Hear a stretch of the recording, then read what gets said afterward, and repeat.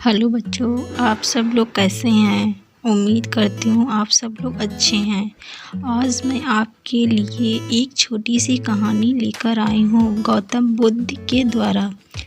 कर्म क्या है, तो आज हम इसके बारे में जानेंगे। कर्म क्या होता है। तो चलिए आज की कहानी हम अपनी स्टार्ट करते हैं प्यारे बच्चों।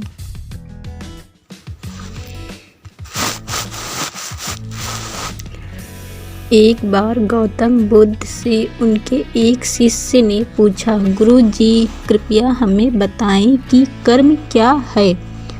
गौतम बुद्ध ने अपने शिष्य से कहा कि कर्म को समझने के लिए मैं तुम्हें एक कहानी सुनाता हूँ। इस कहानी से तुम समझ जाओगे कि कर्म क्या है। बुलंदशहर का राजा घोड़े पर बैठकर अपने राज्य का भ्रमण कर रहा था। चारों तरफ भ्रमण करने के बाद वह एक दुकान के सामने आकर रुक गया।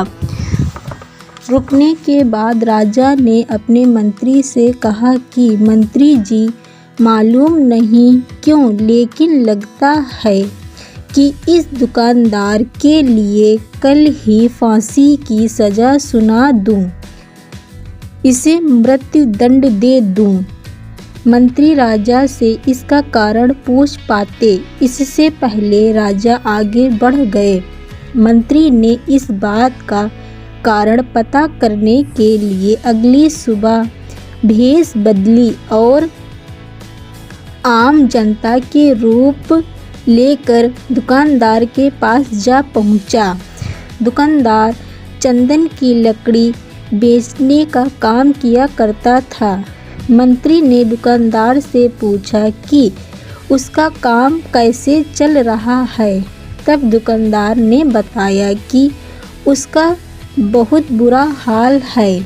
लोग उसके दुकान पर आते हैं, चंदन को सूंघकर उसकी प्रशंसा करते हैं, लेकिन खरीदता कोई नहीं है। मैं सिर्फ इसी इंतज़ार में बैठा हूँ कि कब हमारे राज्य के राजा की मृत्यु हो और उनकी अंत्येष्टि में मुझसे बहुत सारे चंदन की लकड़ी खरीदी जाएगी और शायद वहाँ से मेरे व्यापार में बढ़ोतरी होनी शुरू हो जाए। मंत्री को सारी बात समझ में आ गई कि यही वह नकारात्मक विचार है जिससे राजा के मन को भी नकारात्मक किया।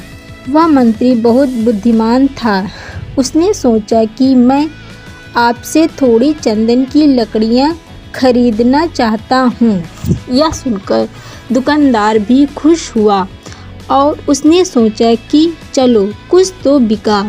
उसने चंदन की लकड़ी को कागज़ में लपेटा और अच्छी तरह पैकिंग करके वह लकड़ी मंत्री को दी। मंत्री अगली सुबह चंदन की लकड़ी लेकर राजा के दरबार में पहुँचे और राजा से कहा कि महाराज, वह जो दुकानदार है उसने आपके लिए तोहफे के रूप में चंदन की लकड़ी भेजी है। यह सुनते ही राजा बहुत खुश हुए और मन ही मन सोचने लगे कि मैं बेकार में उस दुकानदार के बारे में गलत बातें सोचा करता था। उसने चंदन की लकड़ी को हाथ में लिया। उसने बहुत ही अच्छी सुगंध आ रही थी।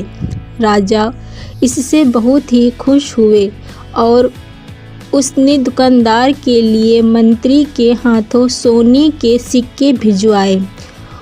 उसी आम जनता का रूप लेकर मंत्री अगले दिन सोने के सिक्के के साथ दुकानदार के पास पहुंचा।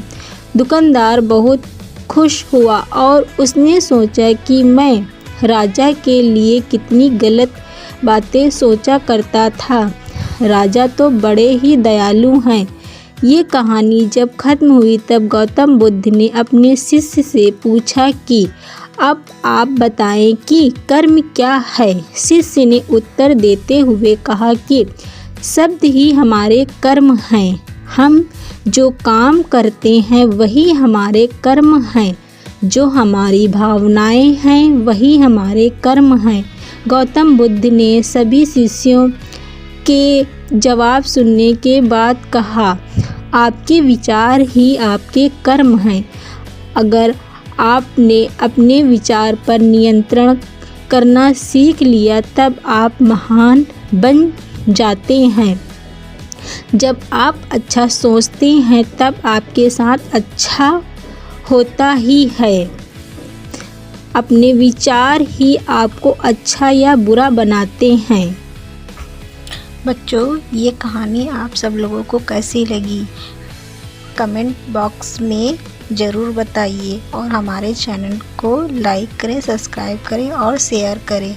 ऐसे ही और अच्छी अच्छी कहानियाँ आप सब लोगों के लिए मैं लेकर आऊँगी। Thank you.